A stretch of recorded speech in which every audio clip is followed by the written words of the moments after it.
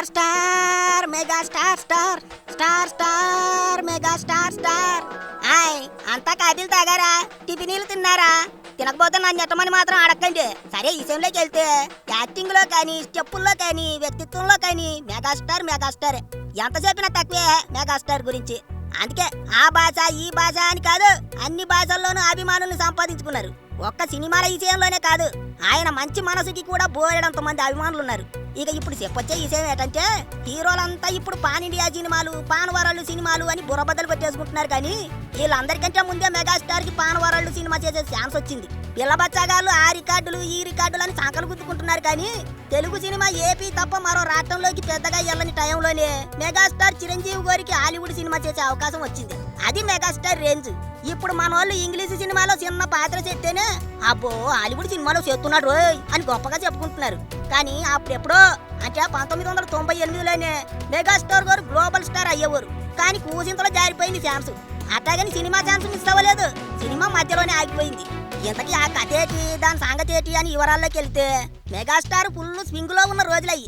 ఇంకా చెప్పాలంటే ఆయన పేరు చెబితే అభిమానులు కోసేసుకునే రోజులు అనుకోండి.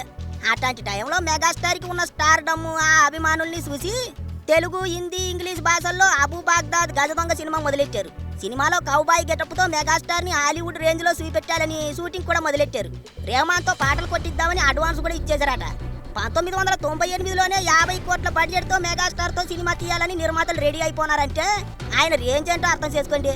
అప్పట్లో 50 కోట్లు అంటే ఇప్పుడు 300-400 కోట్లు. మెగాస్టార్ రేంజ్ అది.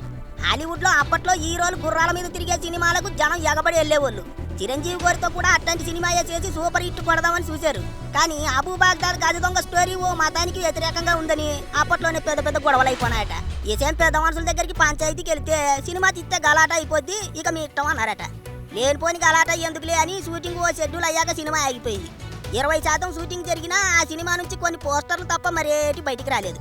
ఆ సినిమా కనుక విడుదల అయ్యింటేనా 25 ఏళ్లకు ముందే మెగాస్టార్ గ్లోబల్ స్టార్ అయ్యేవాళ్ళు. ఆయన సత్తా, ఆయన స్టామినా ఆ టైంలోనే ఎవ్వరూ అందుకోలేకపోయారు. స్వయం కృషితో ఆ స్థాయికి ఎదిగిన హీరో. నిజానికి తెలుగులో కొండంత అభిమానం ఉండగా పక్క భాషల్లోకి వెళ్ళి సినిమాలు చేసేంత అవసరం లేదనుకున్నారు ఆయన. హిందీలో ఓ 2-3 సినిమాలు చేసి వదిలేశారు. తెలుగు సినిమాలకే అంకితం అయ్యారు.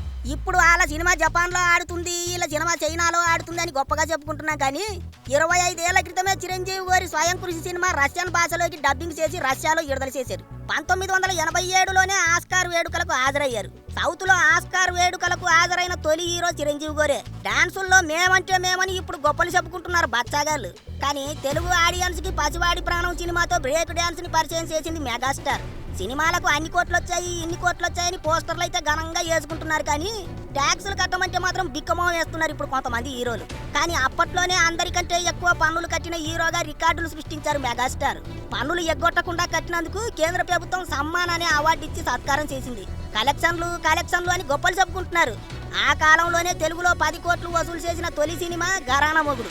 ఆ కాలంలోనే 30 కోట్లు వసూలు చేసిన తొలి తెలుగు సినిమా ఇంద్ర. ఇట్లా మెగాస్టార్ గురించి చెప్పాలంటే పేజీలు సరిపోవు. బాస్ ఎవరు అని అడిగేవాళ్ళు పిల్ల బచ్చాగాళ్ళంతా మెగాస్టార్ ముందు పోకలో ఈగలాంటోళ్ళు. ఆ గది సంగతి.